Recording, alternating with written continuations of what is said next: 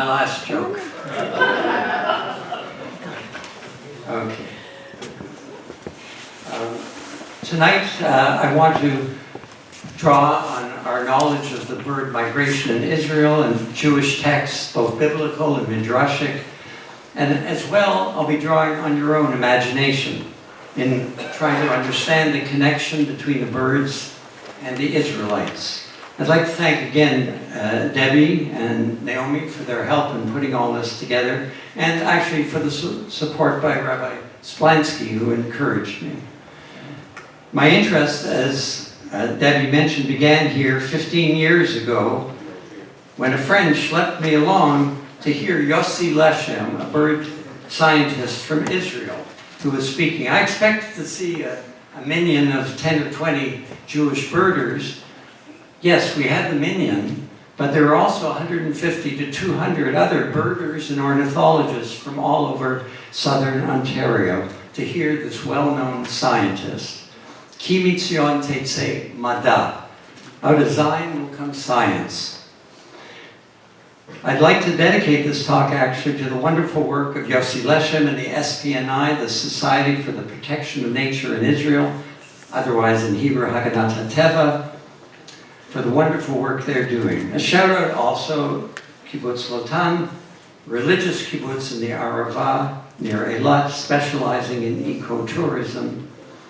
It was while on this viewing the spring migration festival there, about 10 years ago, the seeds for this talk were planted. Well, we've given out the brochures. I hope everybody has particularly the map, or they can share it with somebody, so that you'll be able to follow along, and there are some references on the back. There's brochures at the side from the Society for the Protection of Nature in Israel about their activities. This isn't a fundraiser tonight, but I'd like to say though, if any of you have a bar mitzvah or bat mitzvah coming up in the family, there's nothing more special than the children relating their donation, their tikkun olam, to the SPNI. And actually they then can get to go to visit some of the sites in Israel, like the Gazelle Park or the Jerusalem Bird Observatory.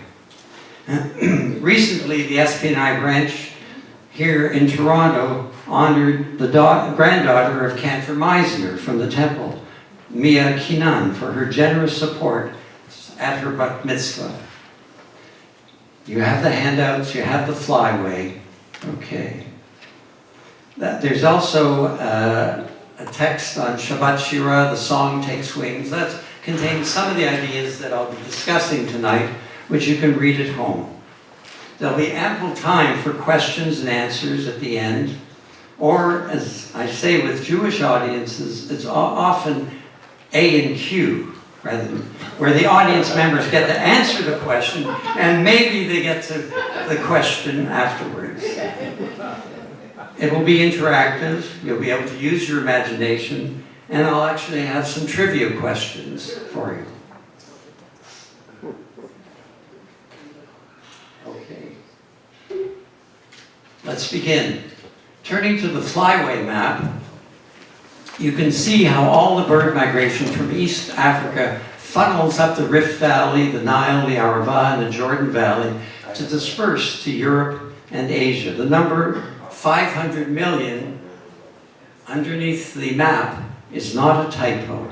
This is the second biggest, busiest flyway in the world. What's the first? Panama. Yell it out. Panama. Panama, yes, from South America, all the birds that come up to North America. Actually, no one took much note of this migration through Israel until a Danish ornithologist visiting the Arava with the SPNI in the early 50s. There was one notable observation during the 1940s. Ben-Gurion wanted to learn of the strategic defensibility of the Negev, so he got permission from the British to organize a scientific expedition to study the flora and fauna of the desert. One of the chalutzim was Tzion Persky. He saw some handsome, large raptors flying. You know, how should I say? Just slide? Slide. Yes, okay. And asked the scientist what it was. He says, Paris, Paris. So Tsilin Persky, the Chalutz, wanted to Hebraize his name, so he took on Shimon Peres. Next slide. Aha. But what was a majestic Paris from a distance was the next slide, a bearded vulture close up. Was that an apt name for the future Prime Minister of Israel? I'll let you people decide. The bird migration became of particular concern to Israel when the flocks of large birds, storks, pelicans were colliding with birds in helicopters. You can go to the next slide. Remember the recent news story of Sully, and the movie about Sully, about Chesley Sullenberg landing his American Airlines plane in the East River. Anybody remember the kinds of birds that collided with the plane and brought it down? Canada geese, yes. I understand actually in the next Parliament a breathless apology is going to be forthcoming from our Prime Minister. It'll make it all good with you know. It was Yossi Leshem studying the migration using radar and other monitoring devices that led to a dramatic reduction of the accidents and fatalities with the large birds and airplanes. I believe it also may have helped him get his PhD. Okay, could you now go to the YouTube that's next? Okay. Okay. We'll look at a YouTube, and I'd like you to pay attention to some of the birds in the desert. You don't have to remember their names. I think the names do pop up. But first you'll see the in full feather, yes.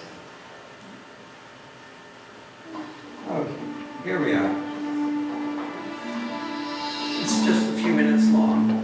But these are the mountains around Eilat. These are some of the quail or sand grouse. These make a good Friday night dinner. It's hard to envision the desert supporting millions of birds, but in the spring, with the desert blooming, the seeds on the shrubs, and the water from the winter rains, and lots of insects, there's ample food. And now, of course, we have moshavim and kibbutzim with water ponds, and sewage ponds, palm trees, and vegetation. Ah, this. You know what we call this? These are starlings. Anybody know? What do we call it? A murmuration of starlings. And now we start to see some of the other desert birds.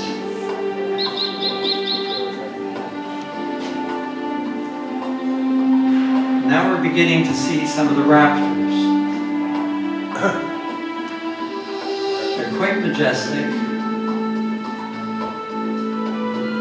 And in the last part of the film, you'll see on the mountains of Eilat thousands of raptors catching the warm morning updrafts to lift them effortlessly, I can't say it, without effort over the mountains to the Arava and the journey northward. Okay, not a pretty picture.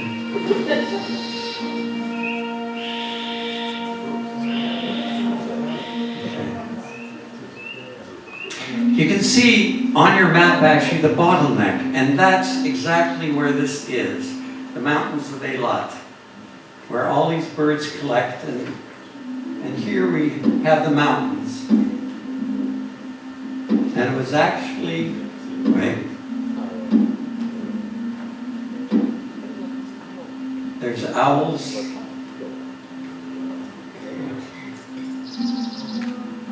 And here's some of the songbirds that come to the various oases, and watering holes, and ponds. There's a lark. Many of them are familiar.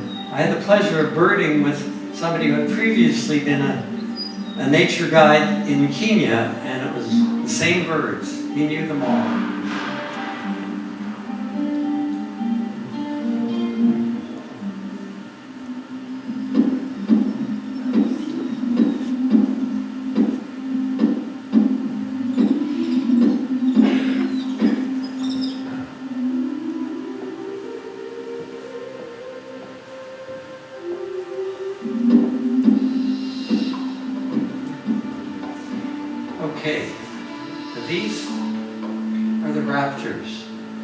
This is in the morning.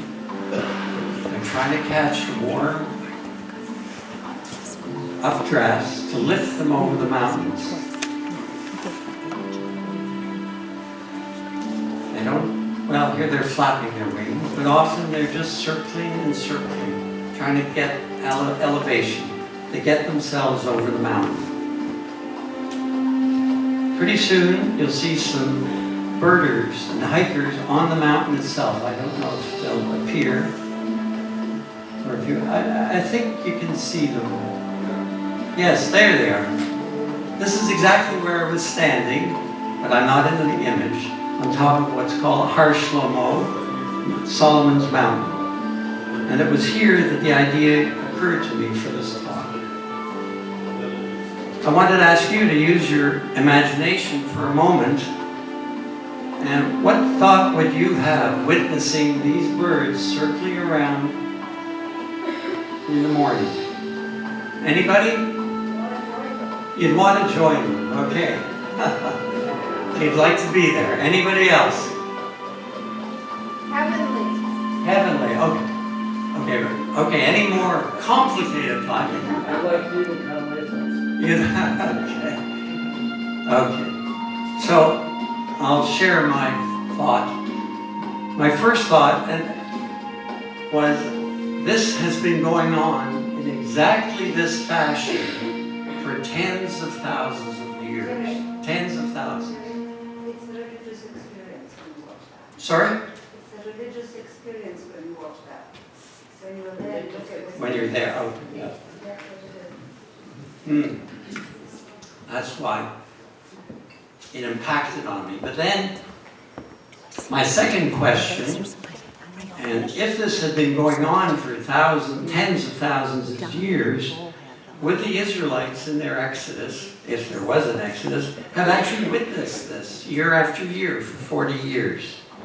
And what impact would it have had? Let's see if we can shed some light on these questions, looking at the references. In the first Torah references, the Israelites are leaving Egypt, and they complain. Of course, what do Jews complain about on every trip? Right? Food. Okay. From when they're babies to Baycrest, you know.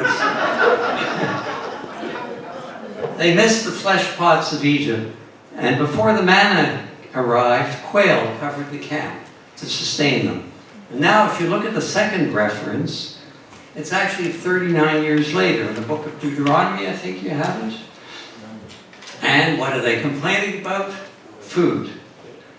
The people craved the meat, the fish, the free fish, the cucumbers and melons. And actually, this was 39 years later. These were the people that were born in the desert, had no memory of Egypt. But they remembered.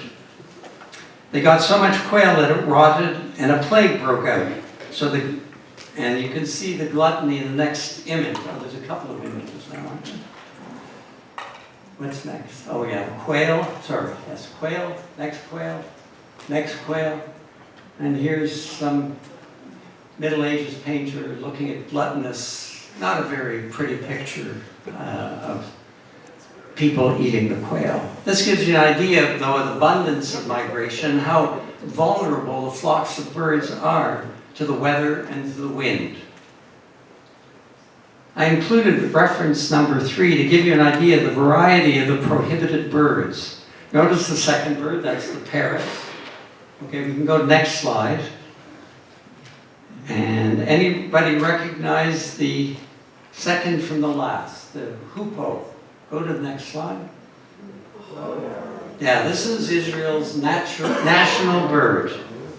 And if you remind me in the Q&A, or A and Q, I'll tell you a bit about it. It involves both sex and politics, just to whet your appetite.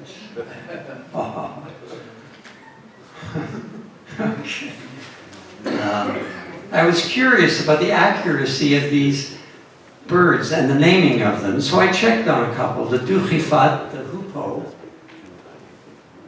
According to Rashi, our great commentator, it was a wild rooster, very much, with a double crest. He actually seemed to know, and here he was growing up in where, South France? Okay. The next bird I looked at, if you go to the next, the shalach, or the cormorant. It's described as diving to bring fish out of the water. And Onkelos calls it the fish catcher. Aha, are there any English scholars in the group here? The cormorant went on to become one of the most famous characters in Shakespeare. Next slide, please. Anybody want to guess? What was the Hebrew name I gave it? Shalach. Next slide. Shiloh. And that's where he got his name from. Actually, there's, next, just so times have changed. And there's one of our favorite Italian Shylocks, Al Pacino.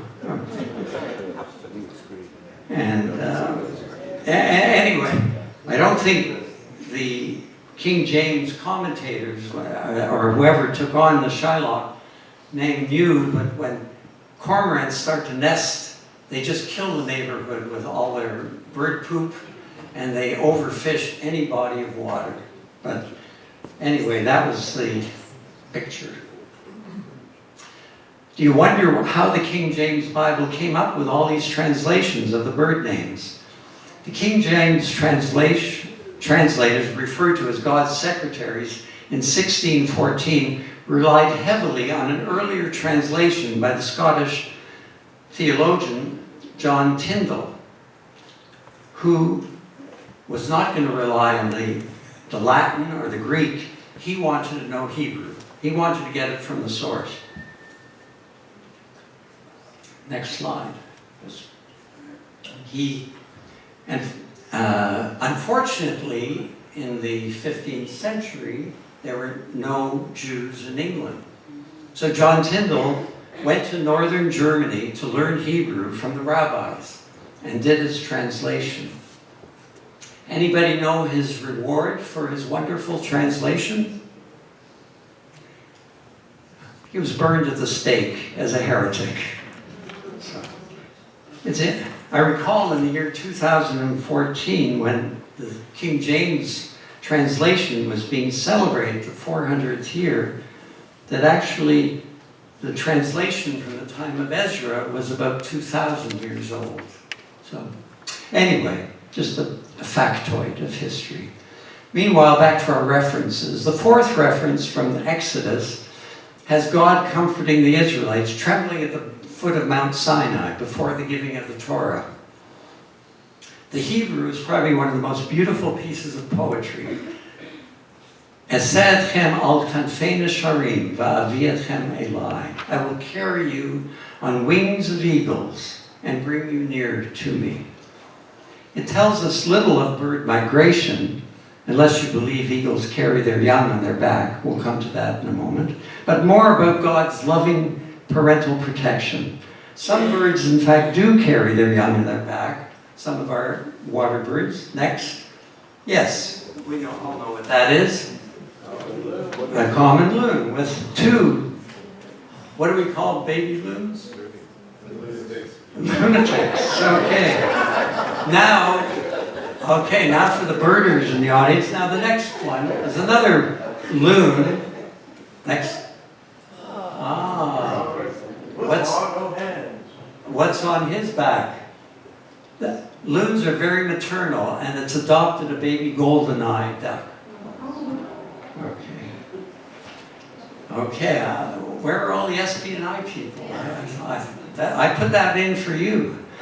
In reading this passage, Rashi, our most famous commentator, suddenly becomes a Jewish ornithologist. He writes about the eagle carrying its young.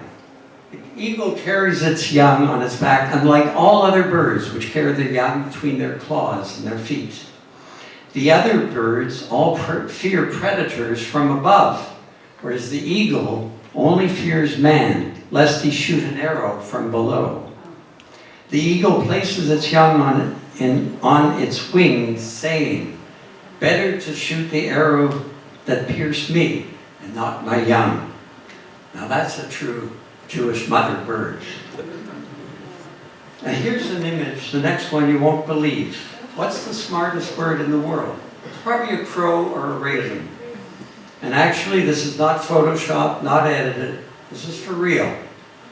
So, and I thought Rashi would appreciate this if he were here. Okay, you can just find it online. You know, birds on eagle's back, it's all out there. In reading Rashi's homage to the mother eagle, though, I asked myself, what's actually bothering Rashi? Why is he going on with such an explanation? This, of course, is the question that the famous Bible teacher at Hebrew University, Nechama Leibowitz, used to ask her students in studying Torah and Rashi. What's bothering him? First, what bothered him? There was some debate whether a nesher was actually an eagle or a griffin vulture, which is almost as beautiful as the bearded vulture, the Paris, that we saw earlier. I suspect he was uneasy with the nesher also because it was a carrion-eating bird and associated with some of the royal symbols of Egypt. But as a protective mother, it had no equal. A brief digression for a moment. Let's go to the next eagle slide. We'll look at a recent exodus to Israel 70 years ago, which will connect with our story and what we just read about. Next slide.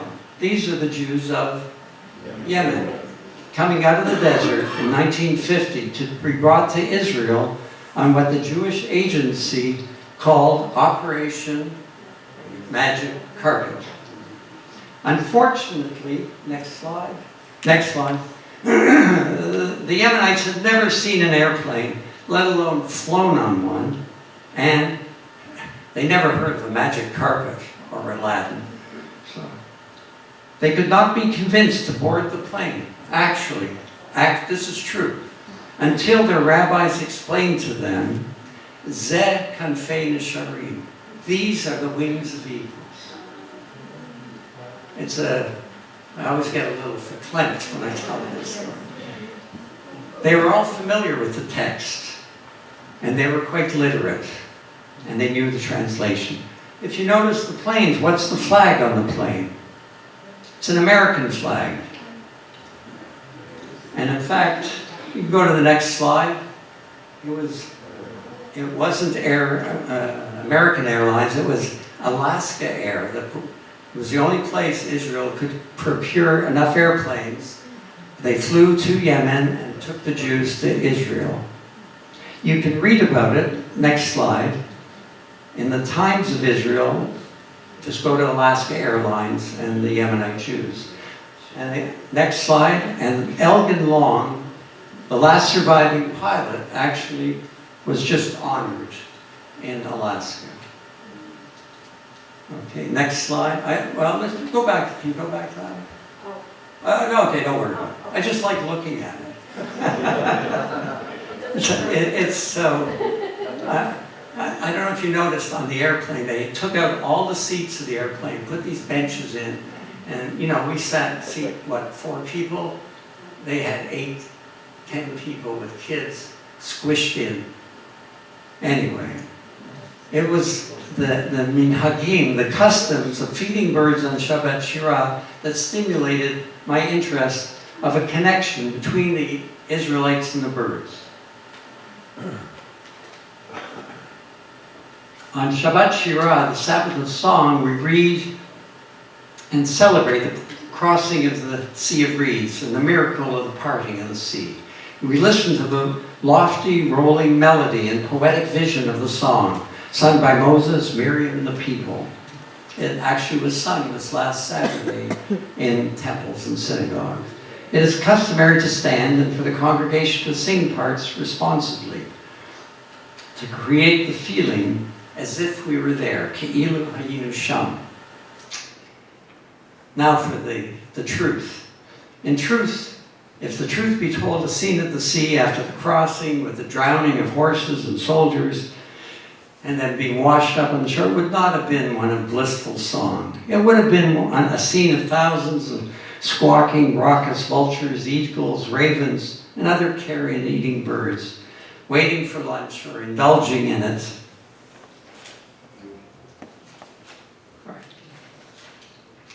to say nothing of the stench.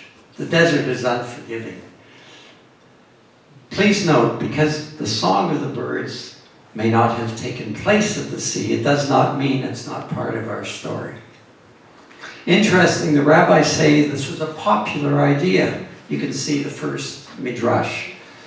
I guess originating from the people. We'll return to this shortly. Look at midrash number 5, the magical fruit trees growing in the seabed. It sounds like one of our sages was actually on magic mushrooms at the time. The most interesting and heroic midrash is number 2, the second, where the songbirds defend Moses' authority from the evil Dathan and preserve God's honor and the Sabbath, ensuring the double portion on Friday, and the people do not find anything on Saturday. Time for another trivia question. Who played Dathan in the Ten Commandments? Edward G. Robinson. Edward G. Robinson. Next slide, yes. No. Oh, we have to say, okay, keep going. Sorry, I didn't say I'm not. Dancing birds, eagle. Here he is. That's the golden calf, you know. And next slide. Here's who played Little Caesar, and he was the arch villain. Now, for a real trivia question, how did Edward G. Robinson celebrate his 75th birthday? Nobody knows. To redeem himself from his villainous Dathan, he was the headliner at an Israel Bonds fundraiser that filled Madison Square Gardens. So, he atoned for his sins. You know what the G stands for? No. Edward Goldenberg. Goldenberg. And didn't he have a famous line in the film, "Where is your Messiah now?" Something like that. If you look at Midrash number 4, we have the birds solving the moral issue around the gold and silver taken, plundered, or stripped from the Egyptians on their leaving Egypt. Go to the next slide. Just go to the eagle. Okay. Here it's the birds finding the treasure.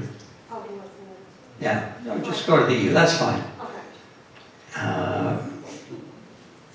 And this was regarded as treasure owed to the Israelites for their 400 years of labor, their reparation.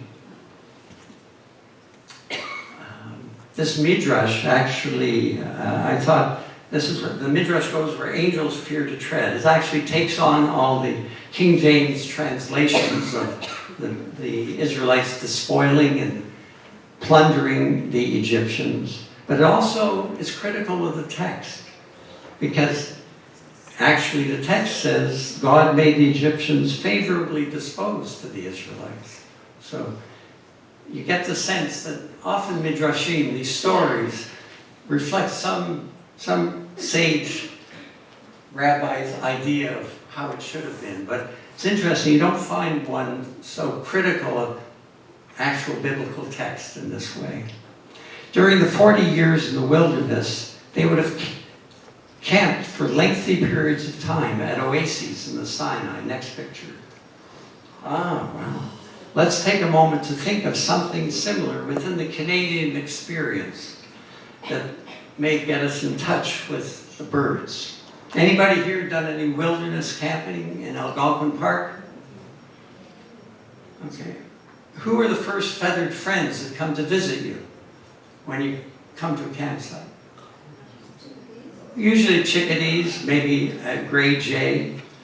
They remember where you are, where you've come, and what's our natural inclination? It's to try and bring them closer, to throw out some seeds, some breadcrumbs. Campers will recall, though, often it's the gray jay who doesn't wait. He'll come and steal it from you. I think that's why he's not the national bird of Canada quite yet. Now think for a moment, if you're at the oasis in Sinai, you might catch a glimpse of the eagles high overhead, but it would be the beautiful songbirds, next slide, they would see up close and feed that might lift their spirits. You can show the next slide. Every spring. And it might be every spring for 40 years. It would inspire on the eastward journey to the promised land because the birds and the Israelites were going in the same direction. Just as the Israelites remembered the birds, so the birds probably themselves remembered the Israelites at the oases because they stayed for lengthy periods of time at the same place. The custom of feeding the birds continued in the land of Israel each spring, always associated with a distant memory of the journey through the wilderness. It would have continued, I think, even into the 7-year exile in Babylon, Babel, and they're probably associated with the return to Judea and Jerusalem. If you look at your map, many of the birds that fly through the Arava and the Negev branch out and go to Babylon, Iraq, modern day Iraq.